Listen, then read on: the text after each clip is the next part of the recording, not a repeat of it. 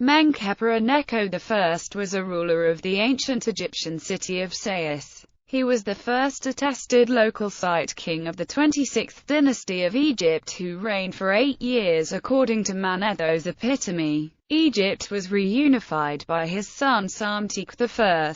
Biography. In 672 BCE Necho became ruler of Sais, assuming the pharaonic titulary, and a year later the Assyrians led by Esarhaddon invaded Egypt. Necho became one of Esarhaddon's vassals, and the latter confirmed Necho's office and his possessions, as well as giving him new territories, possibly including the city of Memphis. In 669 BCE, King Taharqa of the 25th dynasty was advancing from the south toward the Nile Delta principalities which were formerly under Assyrian control. Once he was aware of that, Esarhaddon prepared himself to return to Egypt to repel the invasor, but he died suddenly. The counter-offensive planned by his father took place in 667–666 BCE. Taharqa was defeated and driven back to Thebes. But Ashurbanipal found that the fleeing king and some of the rulers of Lower Egypt, named Pikra of Pishapchu, Sharaludari of Sinu and Niku, were plotting against him. The Assyrian king captured the conspirators, killed part of the population of the cities they governed, and deported the prisoners to Nineveh. Unexpectedly, Necho was pardoned by the Assyrian king. It has been suggested that with his magnanimity Ashurbanipal hoped to rely on the loyalty of an Egyptian ally in the event of another offensive led by the 25th dynasty pharaohs, and perhaps to inspire and strengthen a rivalry between the two families because of shared interests.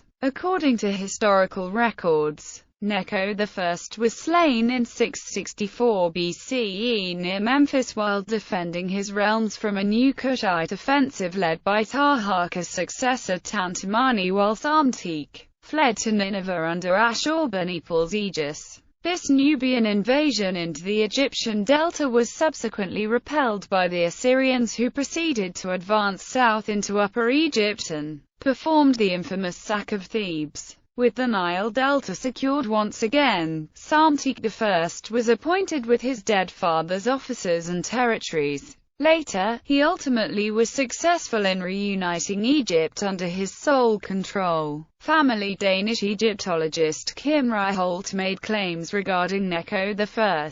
Studying a papyrus from Teb, Tunis, he stated that Necho I was the son of a king named Tefnakht, presumably Tefnakht II. Ryholt also put in discussion the existence of Necho I, who was the purported predecessor of Necho I and possibly his brother. Ryholt suggested that the few dubious documents regarding Necho I should be attributed to the later Necho II instead, and that Necho I was the direct successor of Tefnakht II. French historian Christian Setepeny believes that Necho married Istambet, and they were the parents of Psamtik I and his sister. According to British Egyptologist Kenneth Kitchen, it is possible that Princess Tarkheraden Tarihet Wirt was Necho's daughter, given in a politically arranged marriage to the local ruler of Heracleopolis, Pediza. Attestations. Necho I is primarily known from Assyrian documents, but few Egyptian objects are known too. Among these, a glazed pottery statuette of Horus which contains his cartouches and a dedication to the goddess Neith of Sais is now exhibited at the Petrie Museum of Egyptian Archaeology. Necho I's year 2 is now attested on a privately held donation stela that was first published by Olivier Perdue. The stela records a large land donation to the Osiris triad of Pehibite by the priest of Isis, mistress of Hebite, great chief, son of Illuput, Akhenash. Bibliography. Kenneth Kitchen, The Third Intermediate Period in Egypt, 3rd ed., Aris and Phillips Limited, Warminster 1996, ISBN 0-85668-298-5. Daniela Picchi, Il conflitto tra Etiopi ed Assiri nella Regito della 25 Dinastia, La Mandragora, Amola 1997, ISBN 88-86123-34-5.